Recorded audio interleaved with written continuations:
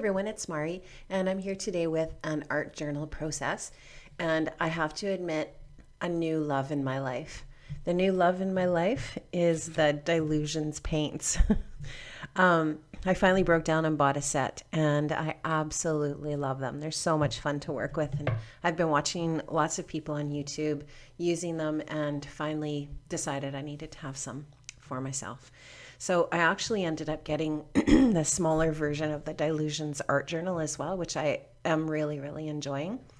And so here on this in this art journal today, I'm just playing around with the Dylusions paints.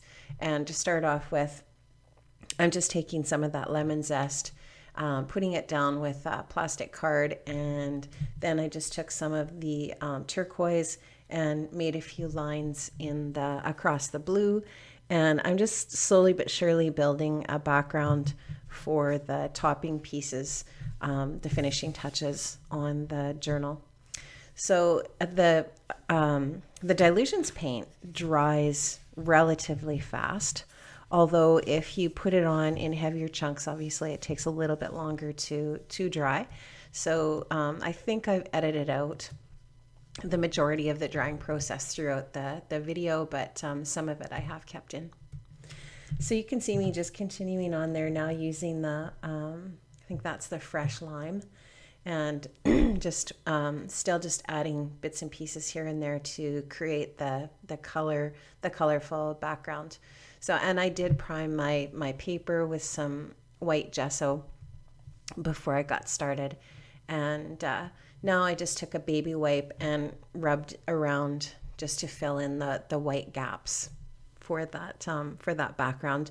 And I'm going to do quite a bit of stenciling on this layout as well, which is really fun when you're art journaling. It's nice to have some stencils in your stash to go ahead and use the different products that you might want to stencil with. And I use a few different things here that I am stenciling with. So this is a little Heidi Swap stencil. Just sprayed some of the, I think it was bubblegum pink Dylusion spray. The Dylusion sprays work really nicely, obviously, with the paint.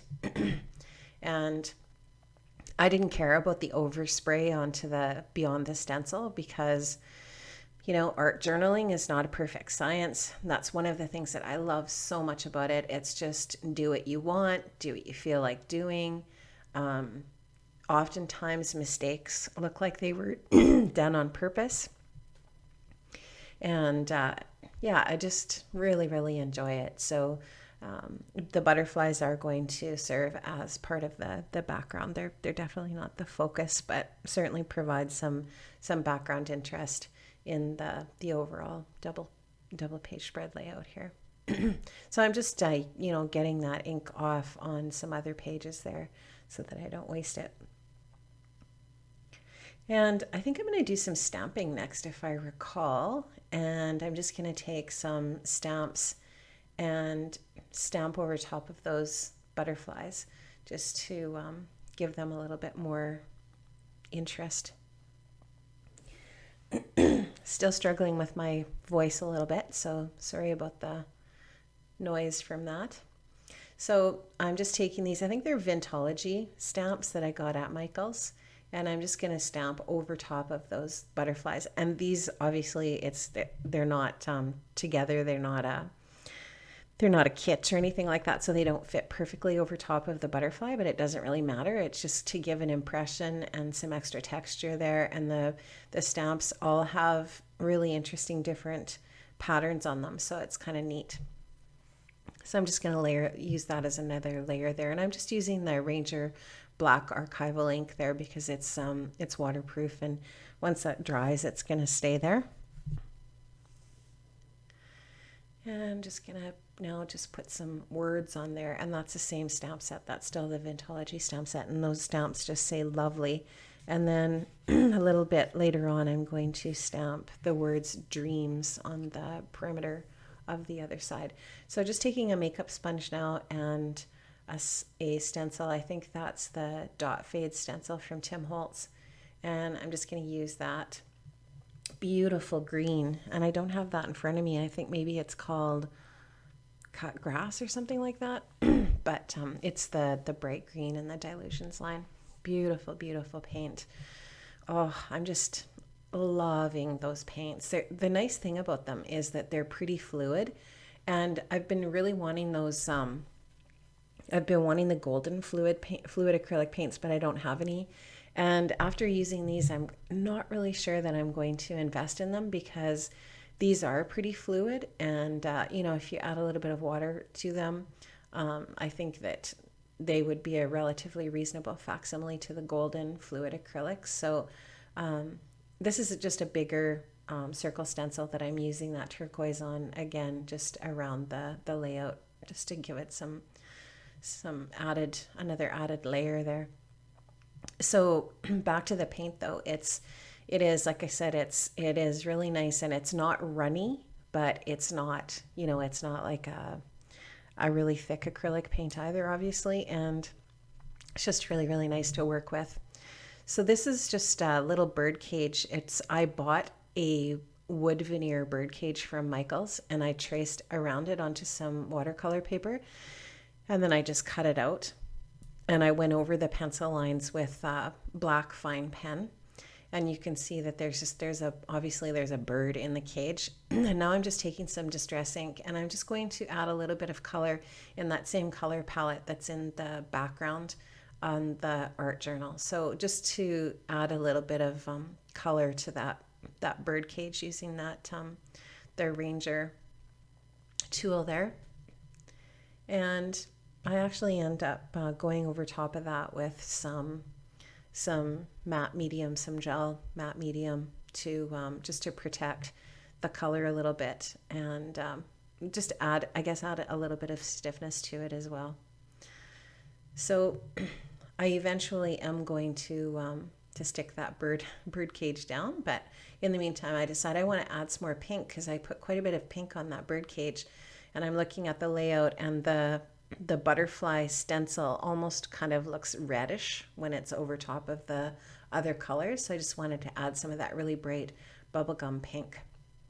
So I'm just taking a wet wipe, and I'm just, putting the paint around the layout in a few different spots to add that pink in. So you can see it's the background is really getting quite busy and bright, right? Just adding the stencils in the different colors and so on. Pardon me, sorry. Now I'm just going to take some texture paste with a different stencil, and I'm going to add that Harlequin stencil on there, and just in white. But it will actually absorb a little wee bit of the color behind it, but not too much, so that it's still predominantly white. And I like that. I like how that turns out. It's good. And I think I'm pretty much done with that texture paste now. I'm just going to let it dry a little bit and set up. And now I'm going to take my little bird cage, and I'm going to get that on there using some foam tape just to pop it up a little bit off the layout. And you can see when you put it on there, it doesn't really stand out. So what I decided to do was take some heavy body white acrylic paint and make a little spot, a little frame for that bird cage. Did I call it a birdhouse before? I don't know. It's a cage. Clearly, it's a cage. It's not a house. So I'm just going to add a little bit more of that white. I don't want the white to necessarily be solid white. I'm not going to add too many different layers. But you can see that the acrylic paint will, the other colors will bleed through it a little bit. And that's okay, actually. That's a welcomed thing that happens there, a reaction, because I just wanted enough of a white base so that the birdcage just is a little more noticeable on there. Now I'm just going to work on my title, and then I'm just about done this layout. So I'm going to make the title "Freedom is a State of Mind," and the idea is that sometimes in our lives we do tend to feel like we are caged, right? And the idea behind the quote is that oftentimes it's a state of mind. We have to just think outside the box and think in a different way. And so the bird in the birdcage is representative of that. And I'm just going to use a combination of the foam thickers and some October afternoon thickers, or alphas, which are adding a little bit of contrast to the foam. And then I'm just going to put it on the layout there on the right side, sorry.